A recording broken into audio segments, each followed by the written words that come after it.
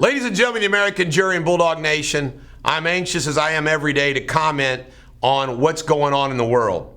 And I would like to begin by the idea of calling yourself doctor. There's this big hoopla about Jill Biden being made fun of because she calls herself Dr. Jill Biden because she has a doctorate degree in education. You know what, folks? I don't know about you, but I think people should be called doctor who are actually doctors. And we all know what that means. You're a medical doctor. You are a psychiatrist. You are truly a medical doctor. Every single lawyer has a Juris Doctorate, which means we could call ourselves doctor. Yep, I could call myself Dr. Eric Deters. Okay, and I know there was called Dr. Martin Luther King. Well, you know what? I respect Dr. Martin Luther King. I'm one of Dr. Martin Luther King's biggest fans. But he wasn't a real doctor either. This Jill Biden calling herself doctor and then people aren't allowed to make fun of her for calling herself doctor is kind of hysterical. Typical media baloney.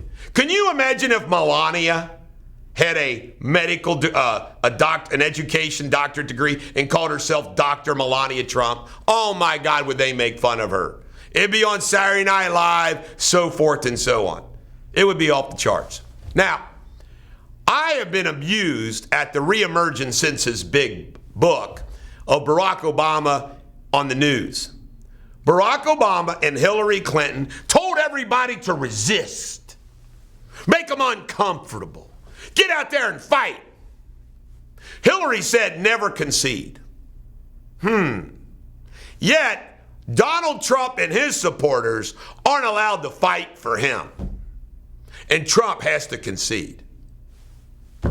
Doesn't it make your head explode? Just the hypocrisy, the brazenness. They think we're a bunch of idiots.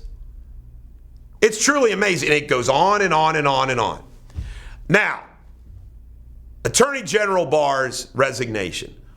Beautiful thing. I'm so glad him and Trump got together, figured out how to do it graciously. He's leaving. And why is this important? Because over the course of the next 30 some odd days, 35 days, it gives Trump, hopefully, an opportunity with Jeff Rosen, the acting attorney general, to do a lot of things relating to the election and relating to Hunter and Joe Biden.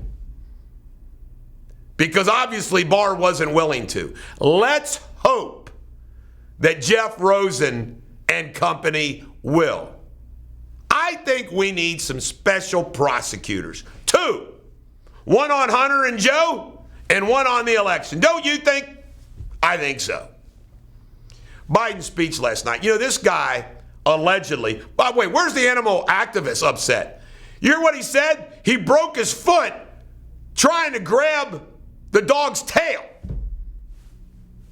What are you grabbing your dog's tail for, Joe? Trying to sniff?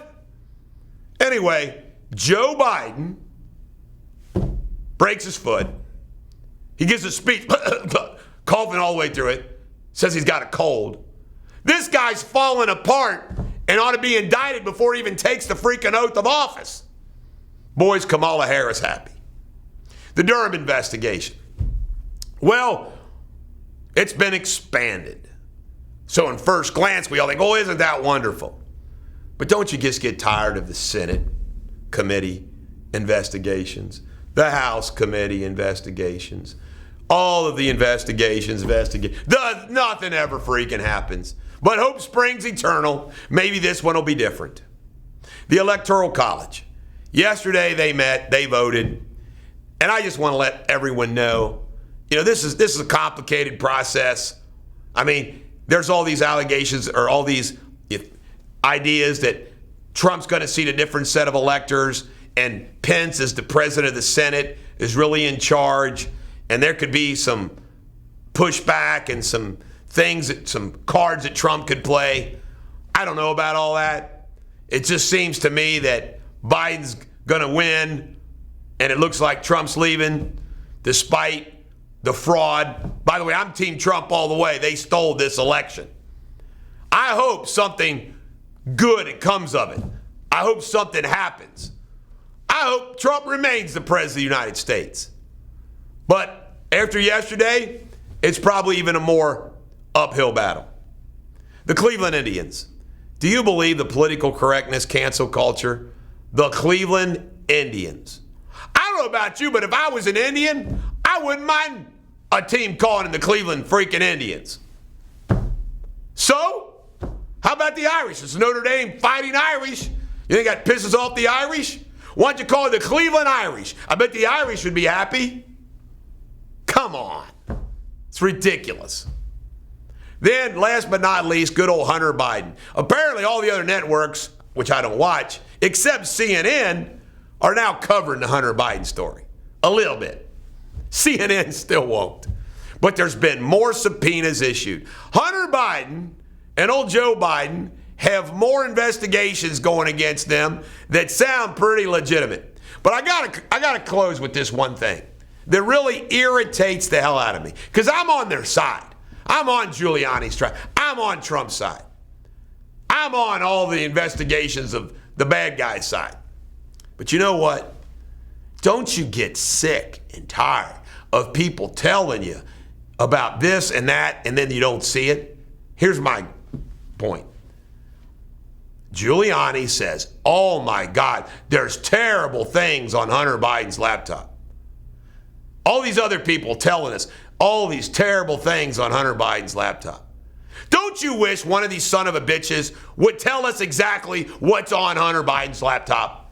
Stop talking about it. Tell us what's on the laptop. I mean, did you hear it? There's apparently a picture of his naked niece on it.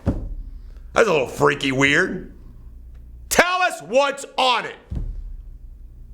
I got to ask you a question. If you knew and you saw what was on Hunter Biden's, I tell you what I would do. I'd have it right here showing you everything on Hunter Biden's laptop.